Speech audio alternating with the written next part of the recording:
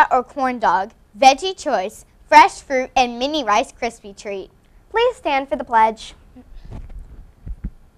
I pledge allegiance to the flag of the United States of America and to the republic for which it stands, one nation, under God, indivisible, with liberty and justice for all.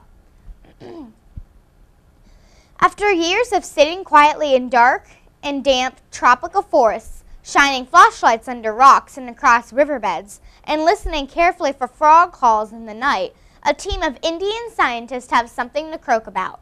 They confirm the existence of 12 new kinds of night frog by description, as well as genetics. The new species include 3 particularly interesting frogs. The first, the meowing night frog, has a croak that sounds like the call a cat would make. The second, the jog night frog, is the only known species of frog whose males and females both watch over the eggs. The third frog, the way-a-nod night frog, grows to the size of a baseball. It's almost like a monster in the forest floor, a huge animal for a frog leaping from one rock to another, says the project's leading scientist at Haya Bama Das BU of University of Delhi.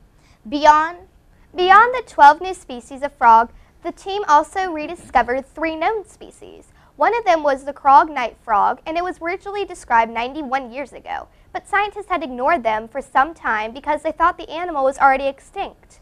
The discoveries raised the known number of frogs in India to 336. BU, who is credited with discovering dozens of new Indian frog species during his 35-year career, estimated that the total is only about half of what is in the wild.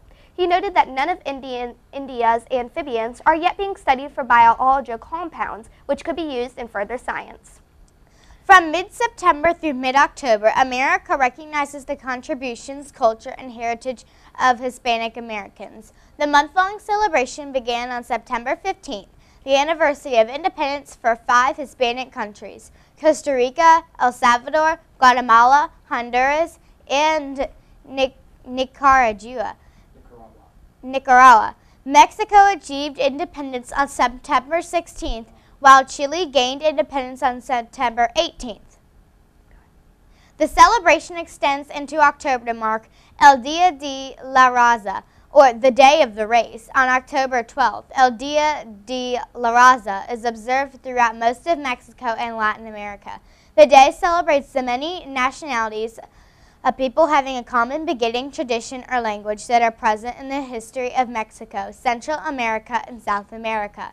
These nationalities include Native Americans such as the Mayas, Aztecs, and Incas, and European nationalities such as Spanish, Portuguese, and French.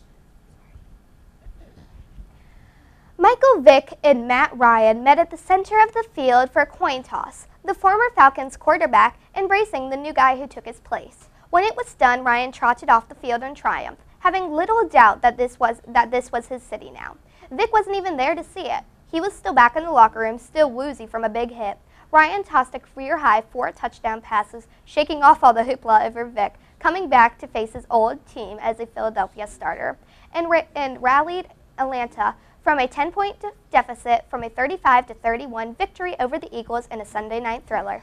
And that's a wrap of today's headlines. Now on to this day in history and fun facts. On this day in history, Billy the Kid is arrested for the first time after stealing a basket of laundry. He is later broke out of jail and roamed the American West, eventually earning a reputation as an outlaw. The exact details of Billy the Kid's birth are still unknown, other than his name, William Henry McCarty. He was probably born sometime between 1859 and 1861, as in Indiana or New York. As a child, he had no relationship with his father and moved around with his family, living in Indiana, Kansas, Colorado, Silver City, and New Mexico. His mother died in 1874, and Billy the Kid, who went by various names throughout his life, including Kid Antarim and William Bonney, turned to crime soon afterwards. Fun fact, did you know that if you compared the DNA of a monkey and a human, it would match almost perfectly? In fact, almost 98.6% of the DNA of a monkey is exactly the same as that of a human being. Really? That's crazy talk. But now that I think of it, You do kind of look like a monkey. That would also explain my love for potassium-rich bananas.